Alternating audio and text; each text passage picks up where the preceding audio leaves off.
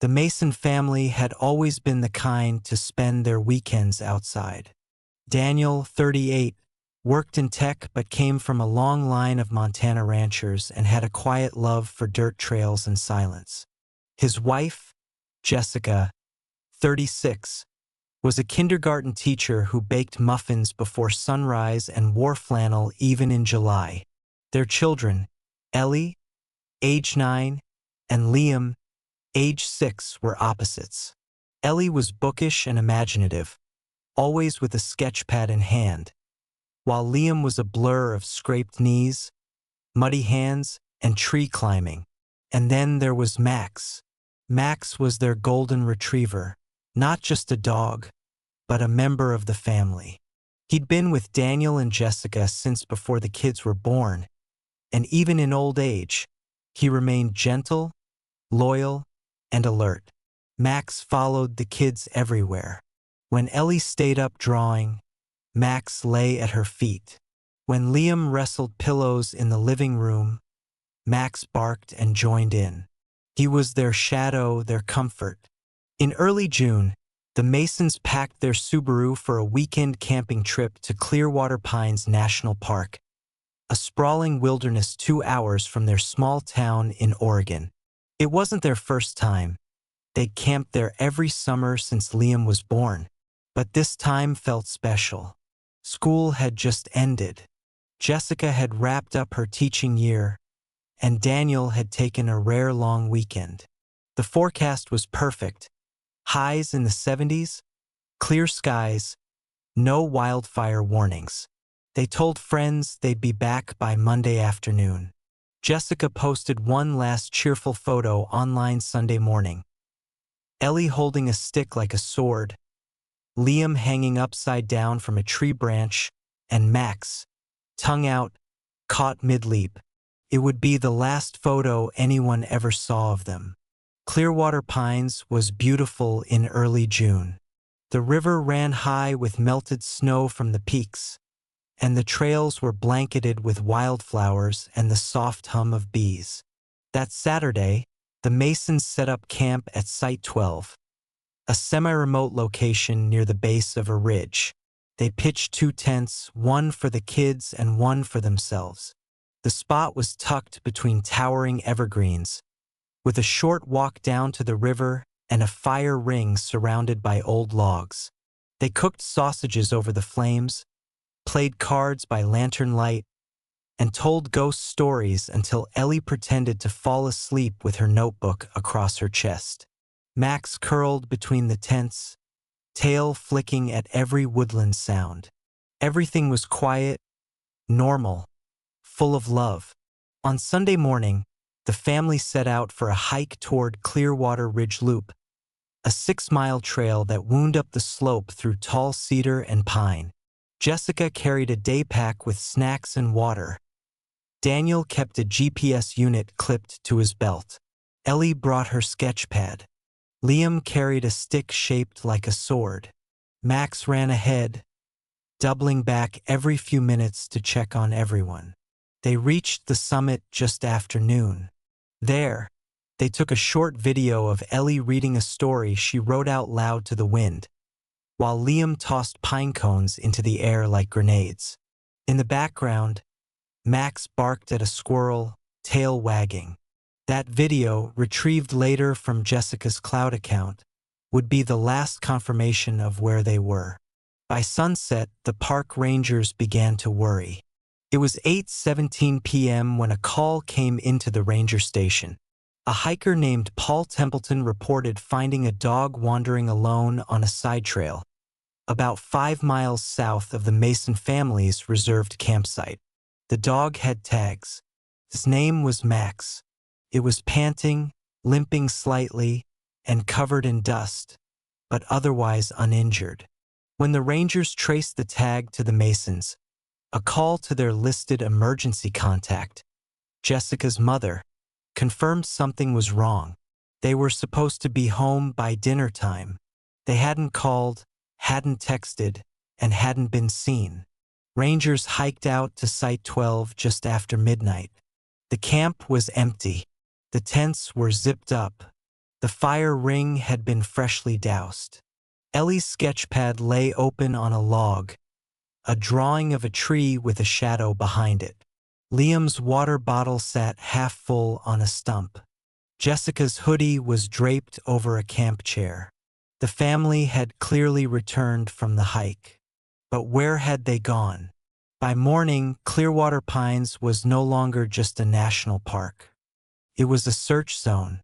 Search and rescue teams were called in from 3 counties. Dogs were deployed. Drones scoured the terrain. Park staff combed through every ridge and valley. Helicopters hovered over trails, calling their names. Max remained at the ranger cabin, staring out the window, waiting. Every time someone approached the door, he stood, ears perked, tail stiff. When no one familiar appeared, he lay down again, whimpering softly. The news spread fast. A whole family vanished in a national park with no sign of struggle. No missing gear, no distress call, no foul weather, no animal prints, no witnesses. People speculated wildly online. Some blamed bears. Others whispered about human trafficking. A few went further, bringing up old campfire legends, cave systems, and stories locals used to tell about the ones who watch from the trees. But official reports remained sterile. The search continued. The forest stayed silent. And Max just waited. The disappearance of the Mason family quickly escalated into one of the largest search operations in Clearwater Pines history. By the end of the first day, nearly 40 people were on site. A mix of park rangers, local law enforcement, search and rescue volunteers, and even 2 retired K-9 handlers who drove in from Bend with their dogs. The terrain was vast and uneven, carved over centuries by glacier melt and rockfall. Dense with evergreens, the forest concealed deep ravines, tangled underbrush, and old, unmapped trails. It was beautiful and terrifying in its silence. The first sweep began early Monday morning. The rangers started at Site 12, meticulously cataloging every object left behind. A pair of binoculars, a half-eaten granola bar. Ellie's sketchpad had been closed and zipped into her backpack. Inside was a drawing of Max, sitting next to a tent, with the words, "Our last night," scrawled beneath it. It was unclear if the words meant anything, or if it was just a coincidence. That ambiguity set the tone for the entire investigation. The Masons' car was still parked neatly at the trailhead lot, locked and undisturbed. Daniel's wallet was inside the glove compartment. Jessica's phone charger dangled from the console. There was no sign they'd packed up early or had planned to extend their stay. The theory at first was that something had gone wrong during the hike, perhaps a misstep on a ridge trail, a fall, or an attempt to shortcut back to camp that had gone disastrously wrong. The family had taken Clearwater Ridge Loop, but beyond that, the trail split into a web of routes. Some official, some forged over time by deer and adventurous hikers. On day 2, a breakthrough, or what they hoped was one. A search team found a yellow kayak, flipped on its side, wedged between rocks near Crystal Brook, a shallow stream that cut through the far end of the park. Daniel had tied it to the roof of their Subaru, intending to take the kids paddling that Sunday afternoon. But the discovery didn't offer answers, just more questions. There were no footprints nearby, no paddles, no life vests, and strangely, the kayak had no visible scratches, despite the rocks. It looked placed. Maybe it drifted from a launch point, one ranger speculated. Maybe someone moved it, said another. The ambiguity gnawed at everyone involved. Meanwhile, Max remained at the ranger cabin, fed, cleaned, and watched over, but restless. He refused to eat unless someone hand-fed him. He paced when it rained and whined when it got quiet. Occasionally, he would stand up, press his nose to the door, and growl low in his throat, like he could hear something no one else could. A veterinarian examined him and confirmed what was already clear. He hadn't been attacked. No bites, no injuries, just fatigue, dehydration, and signs of distress. He stayed with them as long as he could, the vet said softly. Then he found his way back. Dogs don't abandon their people unless something makes them. The park released a carefully worded statement to the press by day 3. As of now, the Mason family is considered missing under unexplained circumstances. We are treating this as an active search operation. No foul play has been confirmed, and we are pursuing all possibilities. The public wasn't satisfied. Social media began swarming with amateur sleuths and conspiracy theorists. Some insisted Daniel had staged the disappearance. Others said the family had run away. A few even pulled up obscure satellite photos of the park, circling shadows they claimed were unidentified figures, watching the family from the woods in Jessica's last posted video. The sheriff's department pleaded for calm, but the headlines only got louder. Family vanishes in Oregon wilderness. No trace after 4 days. Golden retriever found. But where are the Masons? By the end of the first week, search teams had logged over 600 man-hours in the field. Drones mapped the terrain. Helicopters used thermal imaging to search for body heat. Scent dogs tracked every trail segment.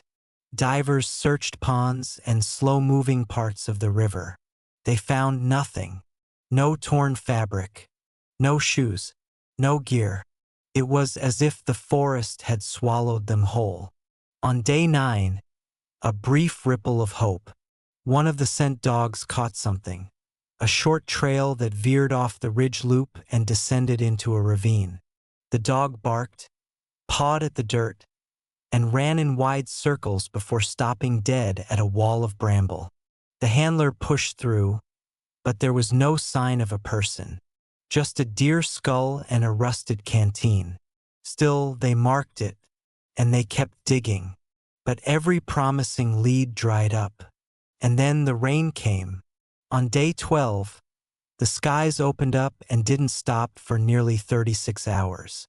Heavy sheets of water soaked the trails, blurred tracks, and flooded creeks.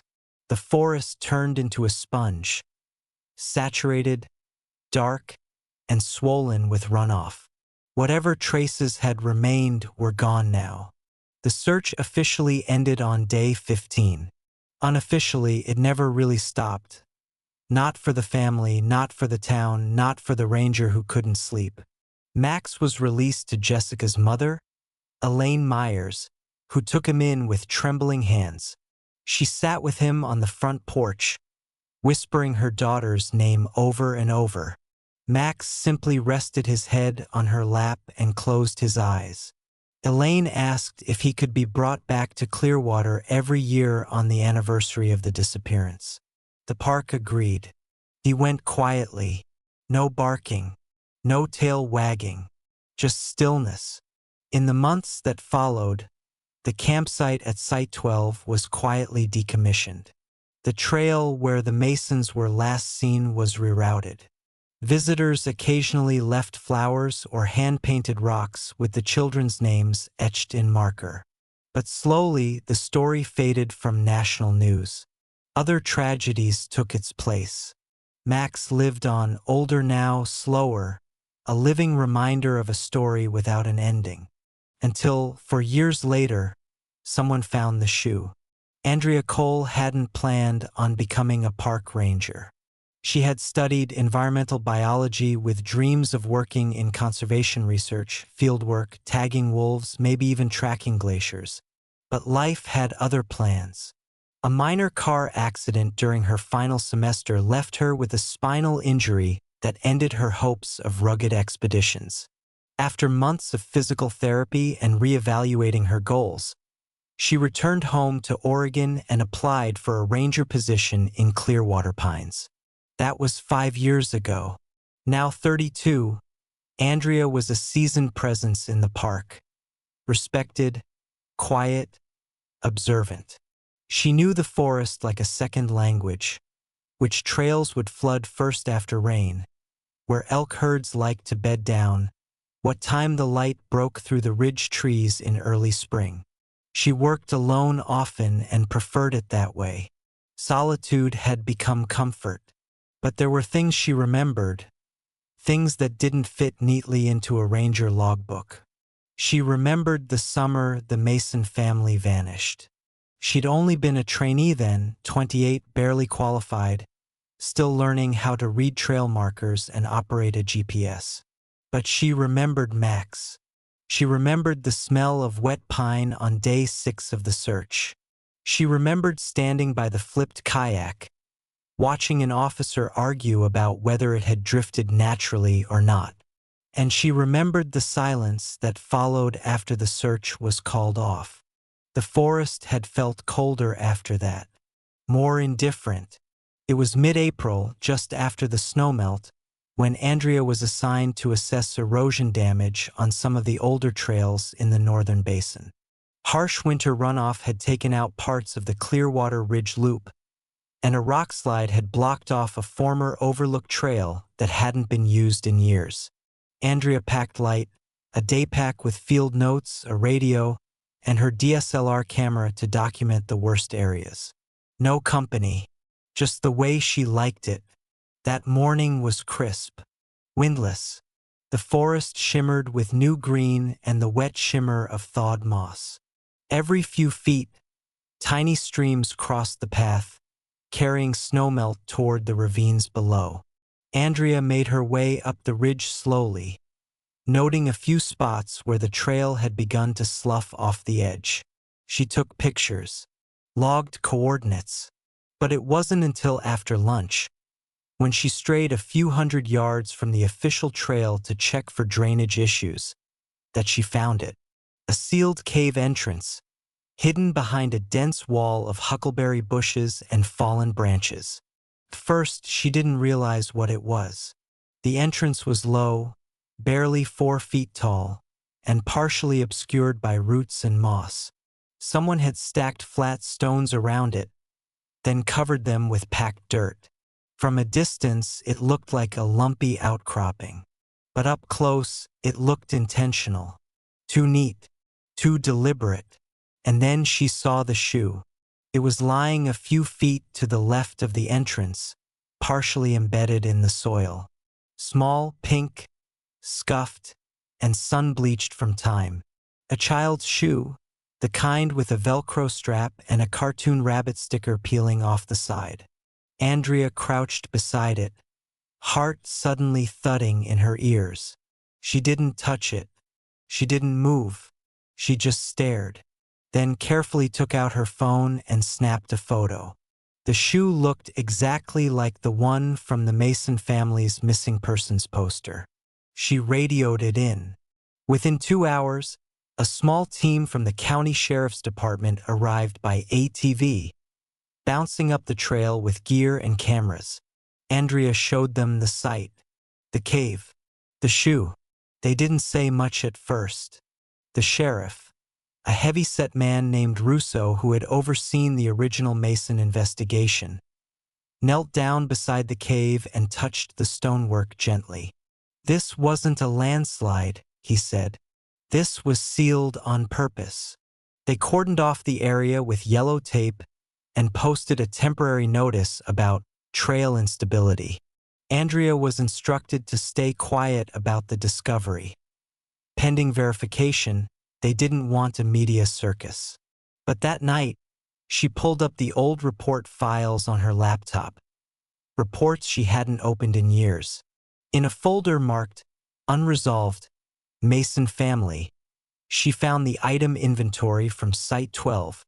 Each object was cataloged. One line read, "Child's footwear 1. Pink, rabbit sticker, size 12. missing. It matched. Exactly. She couldn't sleep that night. Andrea sat on her porch with a blanket wrapped around her shoulders, watching wind move through the trees outside her cabin. Her thoughts spun. The cave had never been mapped. The trail near it had been rerouted years ago after heavy snowfall had made it unstable. No hikers should have been in that area. Yet somehow someone had been there, sealing off something, or someone. She remembered Max again. How the dog had returned alone. How he'd paced every time the wind shifted. As the moon rose, Andrea opened a drawer beside her bed and pulled out an old topographic map of the park, one of the original Ranger editions from the 1970s, passed down in the archive storage. It had hand-drawn notes, old trail lines, landmarks no longer in use.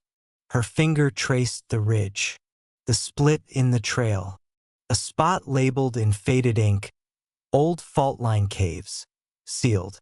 She stared at the mark, right where she'd found the shoe. The next morning, Andrea made her way to the ranger station early and requested access to the map archives. Something had been buried, not just physically, but administratively. And now it was waking up. By the following afternoon, the sealed cave was a crime scene. Sheriff Russo had brought in a forensic team and a structural engineer to determine if the entrance could be safely opened. The first priority was to photograph and document the site before any disturbance. The second was to analyze the pattern of the seal. It didn't take long to confirm what Andrea already suspected. This wasn't collapsed rock, the engineer said. This was placed. Someone used mortar mix, old but effective, and stacked these stones in a way that wouldn't draw attention. It was meant to last, or hide something. The child's shoe was bagged as evidence, and soil samples were taken from around it. The team flagged several depressions nearby that could indicate other items buried shallowly in the dirt, but initial scans came up empty. Andrea kept her distance, watching from a moss-covered log a few yards away. She hadn't planned to be part of this, but somehow she couldn't leave. She felt tethered to the discovery, not just by memory, but by guilt. She had walked these trails hundreds of times since the Masons disappeared. Had she passed this very spot before, too focused on her notes to see? The forensic techs worked into the evening. A spotlight was rigged on a tall pole, casting a pool of harsh light around the mouth of the cave. Bugs swarmed in its glow. Beyond that, nothing but shadow, deep and endless. As darkness fell, Andrea heard the unmistakable sound of Max's bark behind her. She turned. Jessica's mother, Elaine, had arrived, and with her, the aging retriever. Andrea approached slowly. Max was sitting in the back seat of Elaine's station wagon, eyes glassy, muzzle white with age. But the moment he saw Andrea, he let out a low whine and stared past her, toward the cave. She opened the hatchback, and Max stepped out unsteadily. He limped as he approached the cave site, tail down, nose twitching. Then he stopped, just at the edge of the clearing, and growled. A deep, broken sound. Not aggressive, but protective. Alert. Then he sat, and didn't move. Andrea knelt beside him. "What is it, boy?" she whispered. "What do you know?" Max didn't respond, of course, but his body remained stiff, ears fixed toward the stone entrance, as if waiting for something to stir. That night, Andrea couldn't sleep. Back at her cabin, she made tea but let it go cold. Her mind refused to quiet. Instead, she found herself digging through archived ranger files again, records not from the Mason case but older. In a dusty manila folder marked Site Notes, 1973 to 1987, she found something curious. A report submitted by a ranger named Walter Kirsch, dated August 6, 1981. It read, "Investigated incident near Clearwater Ridge Split. Two juvenile hikers, local boys, age 11 and 12, found after being reported missing for 36 hours. Disoriented, dehydrated, both claiming they slept inside a cave with a man who wouldn't let them talk. Description vague. No adult located. Boys claimed cave looked like an old room underground and had hooks on the wall and a smell like cooked eggs. No injuries found. Recommended sealing known hazardous voids in area. Notified parks and rec of unsafe openings." Andrea's eyes froze on the last sentence.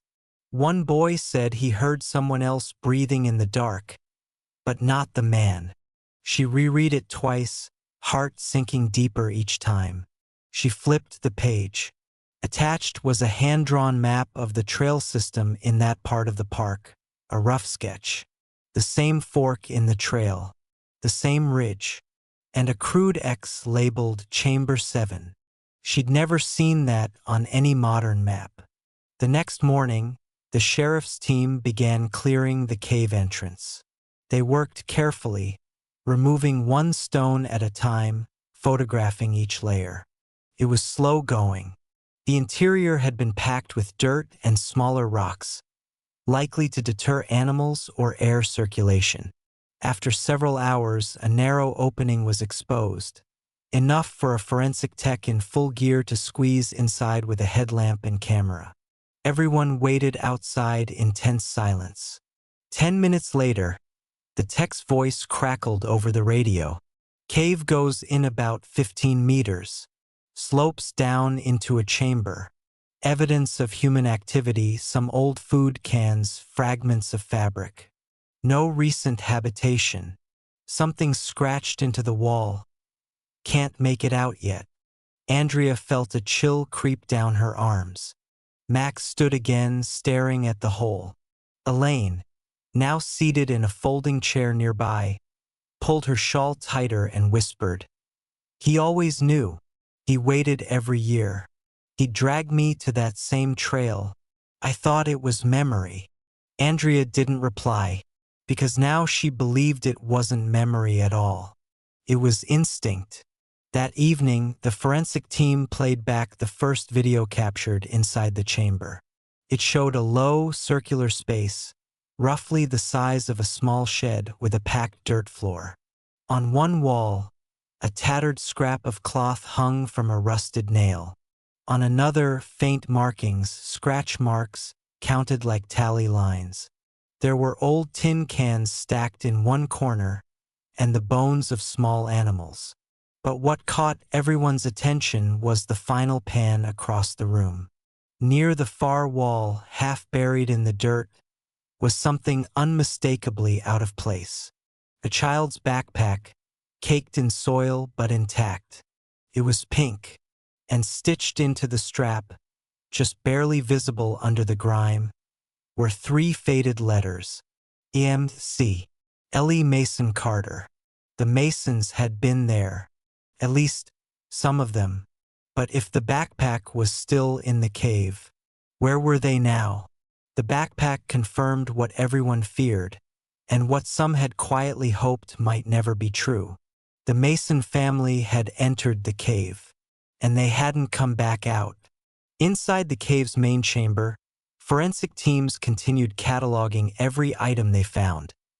A rusted thermos, plastic snack wrappers long expired, a child's sock, bones that appeared animal, possibly raccoon, but no signs of recent activity.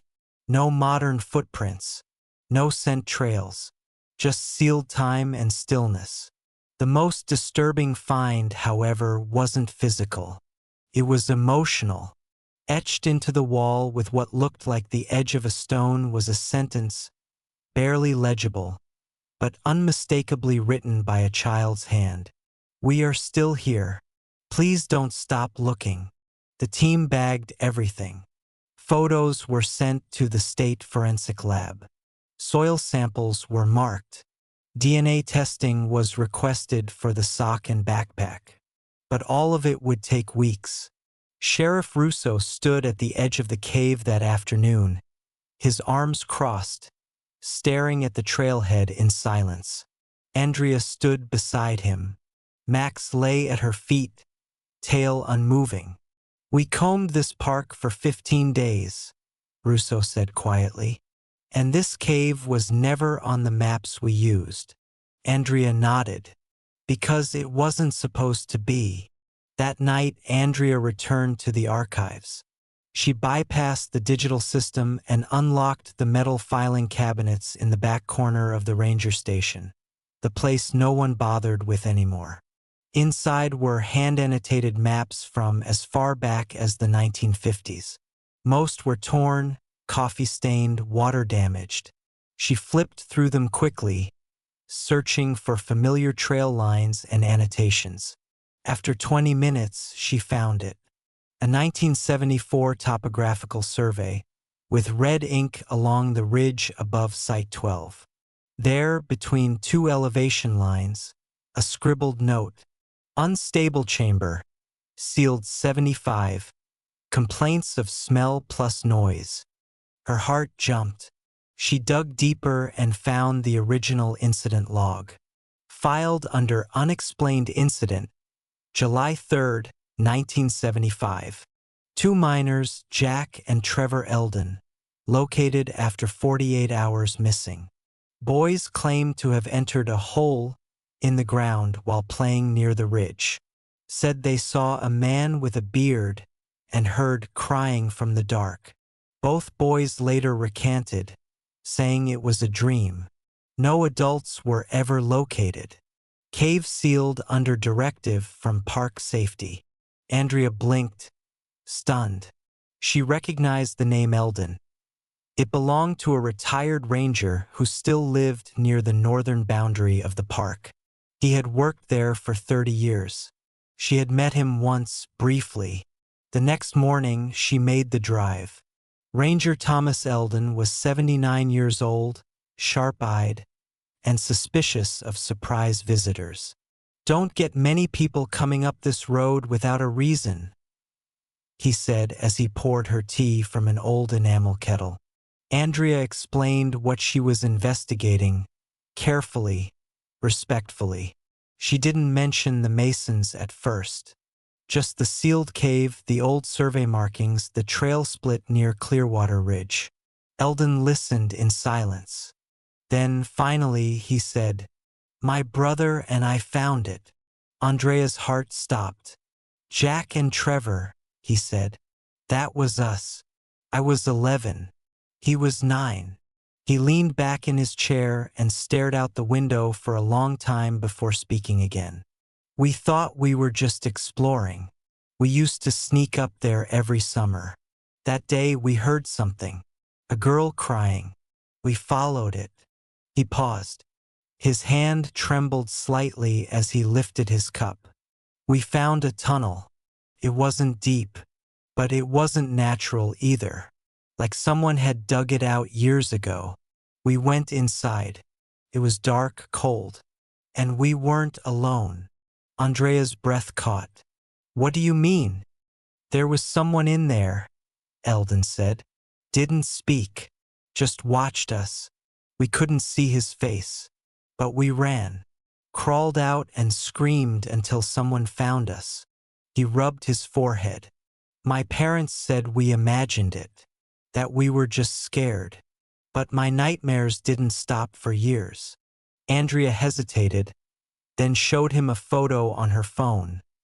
The cave entrance, recently unsealed. Eldon stared at it, then quietly said, "That's it. That's where it happened."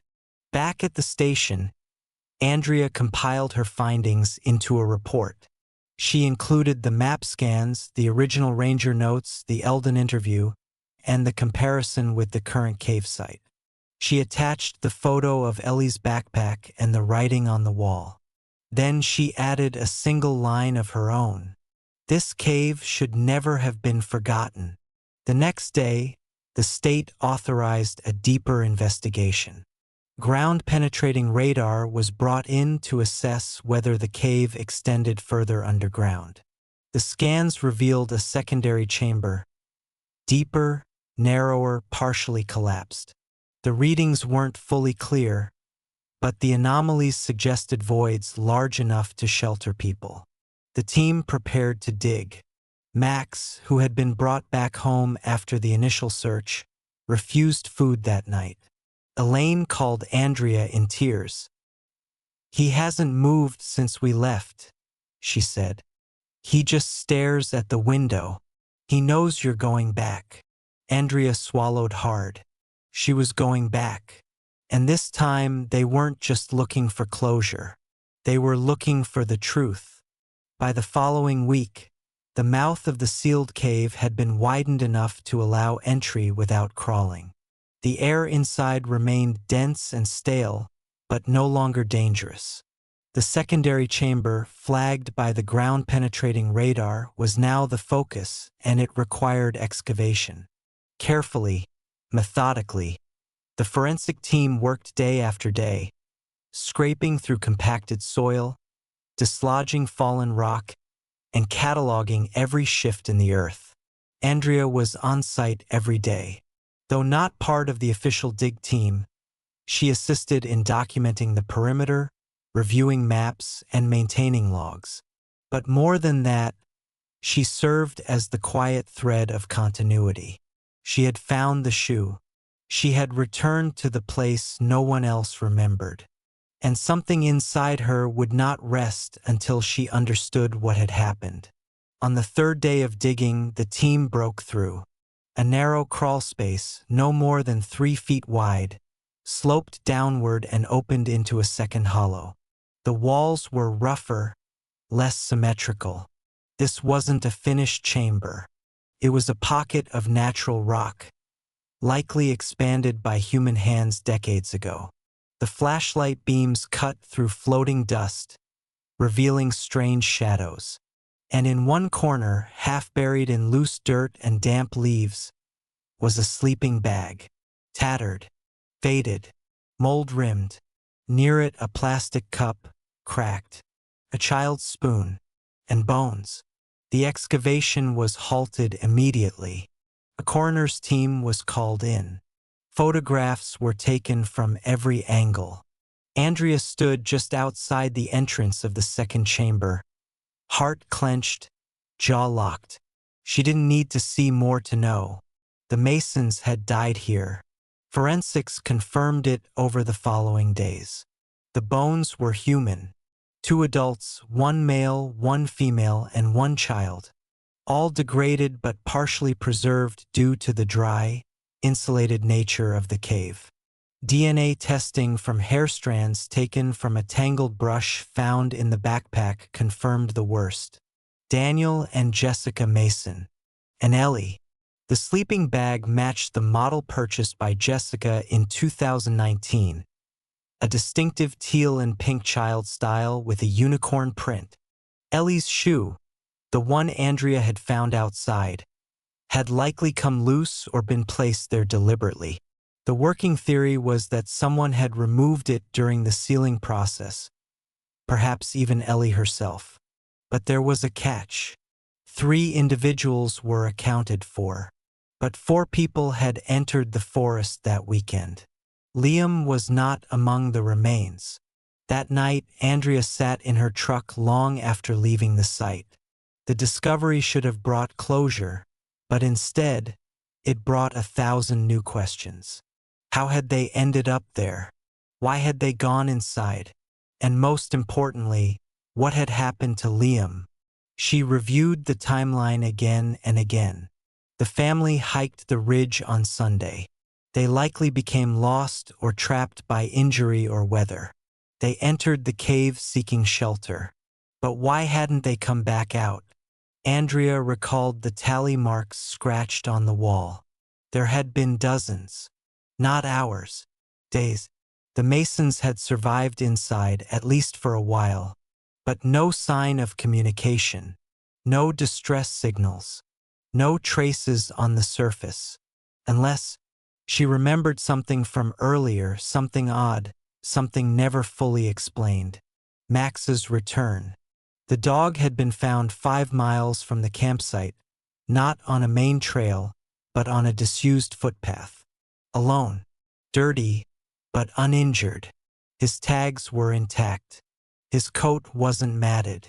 He hadn't been out in the wild long. At the time, people assumed he'd wandered off. But what if he'd been sent? What if Daniel or Jessica had tried to use Max as a last chance? Maybe Max had escaped the cave or been pushed out. Maybe he was their message, and no one had understood. Andrea's chest tightened. The thought was unbearable. 3 days later, a second shocking discovery. While reviewing old leads from the original case, one of the sheriff's investigators came across a foster care report from a nearby county dated late 2020, just 6 months after the Mason disappearance. It mentioned a boy, estimated 6 or 7 years old, who was found wandering near a gas station in a town 70 miles from Clearwater Pines. No name, no ID. He was placed temporarily with a local family under the name Lucas. After repeating the words several times, he was quiet, skittish, struggled with night terrors. The original caseworker noted, possibly trauma-related, afraid of caves, strong reactions to dark, enclosed spaces, will not speak about family or past. He was later adopted under sealed records. Andrea felt the air leave her lungs. She requested a visit. 2 days later, she stood on the porch of a small farmhouse in Pine Creek, watching as a slender boy with sandy brown hair and deep-set eyes walked slowly toward her. He was 10 now, healthy, calm. But when Andrea knelt and gently asked if he remembered Max, the boy blinked and tears filled his eyes. "Max barked at the man," he whispered. Andrea nodded slowly. "What man?" The boy hesitated, looked around, then said softly, "The man who watched us sleep." The moment the boy said those words, "the man who watched us sleep," Andrea knew. This wasn't some half-memory or trauma-fueled dream. This was Liam Mason. He looked different, of course, for years changed any child. He was taller now, a bit thinner than expected, but his facial structure mirrored Jessica's photos. The same slightly tilted eyebrows, the same wide-set hazel eyes. His voice was soft and distant, but focused. He remembered, not everything, not clearly, but enough. Andrea didn't push. She just let him talk. They sat on the porch of the farmhouse, the spring wind stirring the tall grass. Inside, the couple who had adopted him, Marla and David, waited anxiously. They'd suspected for a while that Lucas wasn't his real name. He had no early school records, no social security number until 2021, and an aversion to even simple questions about the past.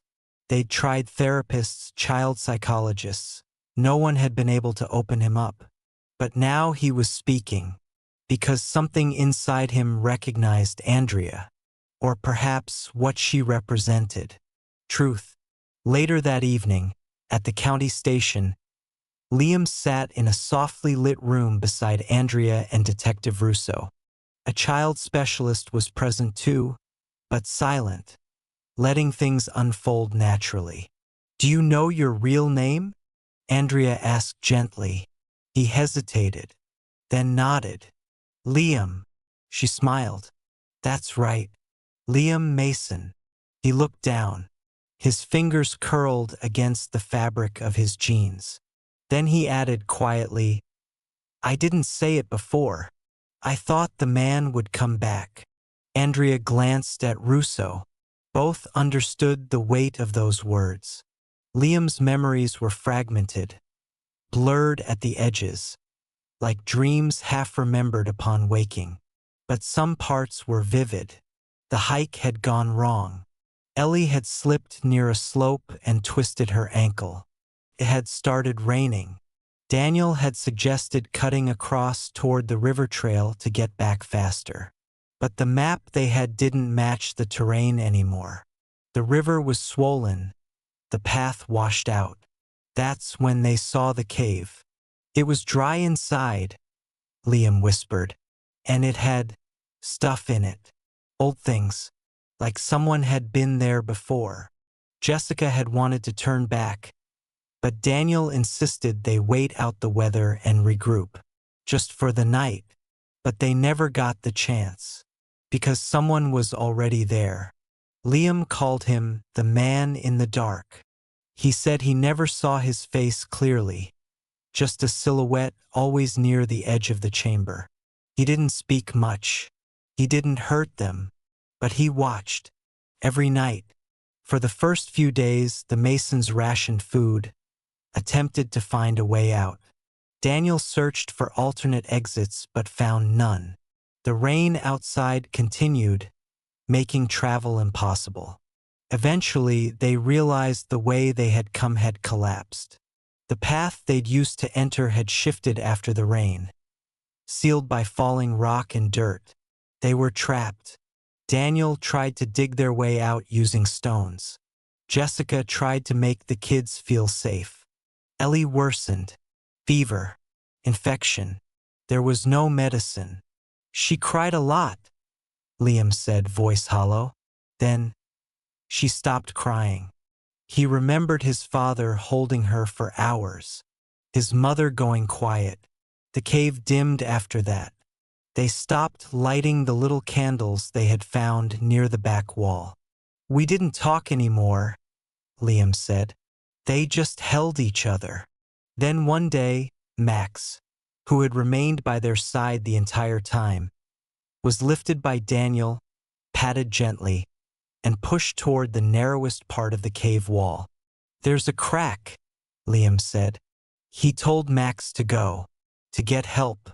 I think Max made it. Andrea's eyes burned. She remembered Max's return, the way he stared at the woods, the place he'd been found. He hadn't run away. He had carried the last hope of a dying family, and no one had understood. What happened to you? Russo asked gently. How did you get out? Liam shook his head. I don't know. He remembered waking up alone. The man was gone. His parents were cold and still. He was hungry. He wandered through a crack at the back of the chamber, the same one Max had squeezed through. Somehow he emerged in the forest. He remembered walking, falling, drinking from a stream, then lights, a store. Someone found him, crying behind a dumpster. He hadn't spoken. He wouldn't say who he was. And no one asked the right questions. They called him Lucas because he kept whispering that name, but it wasn't his. It was Max's middle name. The name Jessica always used when she scolded the dog. Maxwell Lucas? Get back here. He had used it because it was safe. And no one ever realized. Until now. DNA tests confirmed it within days. Liam Mason was alive. He was placed into protective custody while arrangements were made for a formal reunification with his grandmother. Elaine wept when she saw him for the first time. The same freckles, the same voice. She whispered, "You look just like your mama." Liam clung to her and said nothing, but he didn't let go. The sealed cave was declared a site of interest in a criminal investigation, though no formal suspect had been identified. The man in the dark, if he ever existed beyond trauma, had left no trace. No fingerprints, no DNA, no signs of forced entry or sabotage. It was possible he'd been a hallucination, a trauma-born figure conjured in the mind of a desperate child. But Andrea didn't believe that, because Liam remembered too much, too specifically, and too clearly. On the evening of his 10th birthday, his first real birthday in 4 years, Liam sat quietly with Max, now nearly blind and moving slowly. The dog rested his head on the boy's lap.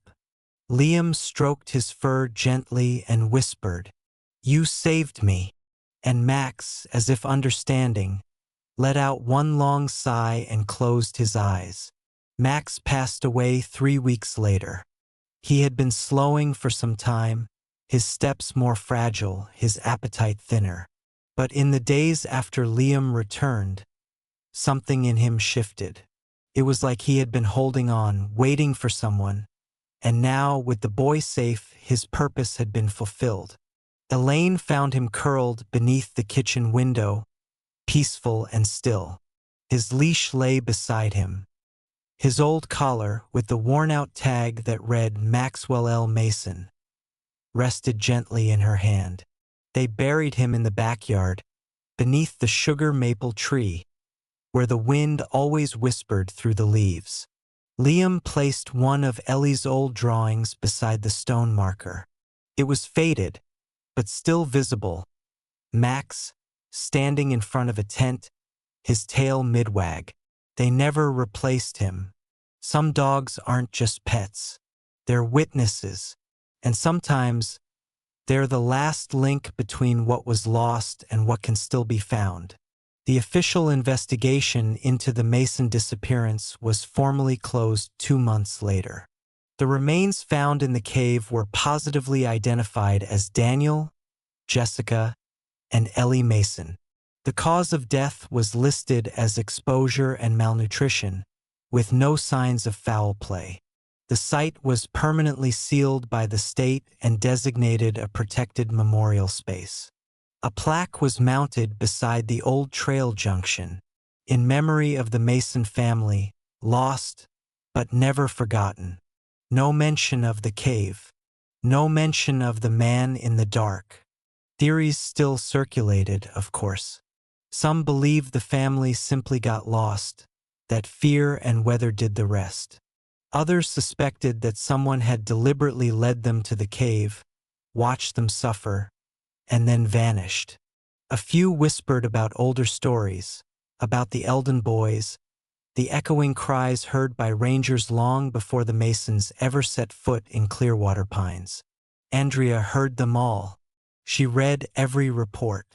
But one detail stuck with her more than anything else. It came from the coroner's notes. Among the scattered remains found in the second chamber, there had been a rope strung through an old metal eyelet fixed in the wall. Worn, frayed, used. No one knew who had installed it or what it was for. The reports called it non-conclusive. Andrea called it deliberate. Someone had used that cave more than once. A year later, Liam settled into a new school. He drew more, slept better. He still had scars, invisible ones, the kind that didn't show up on medical charts. But he laughed now. He played. He would never forget what happened in the dark. But he wasn't trapped there anymore. Elaine told Andrea that sometimes, late at night, he would sit at the window and talk softly to someone who wasn't there. Not scared, just thoughtful, as if explaining something to an old friend. Once she asked who he was speaking to. Liam smiled faintly and said, "Max, I tell him what I remember, so he doesn't have to." Andrea returned to Clearwater Pines that summer. Not as a ranger, but as a guest. She walked the trails slowly, following the same ridge path the Masons had once taken. The forest had grown thicker in some places, wilder in others. A few signs had been replaced, others removed. Nature had healed over the search lines, over the boot prints and yellow tape. But it hadn't forgotten. She stood for a long time at the old junction, where Ellie had wanted to sketch wildflowers, where Daniel had chosen the right-hand fork, where Max had last followed his family into the trees. There was no sound except for the breeze and the distant rush of a river. Andrea knelt and placed a small, hand-carved wooden tag into the soil. It bore the initials, DJ. M. She didn't cry. She had cried enough. Instead, she stood, took a breath, and whispered into the silence. "We heard you." Then she walked back down the trail, toward the clearing, toward the light, and left the cave, the questions, and the shadows behind.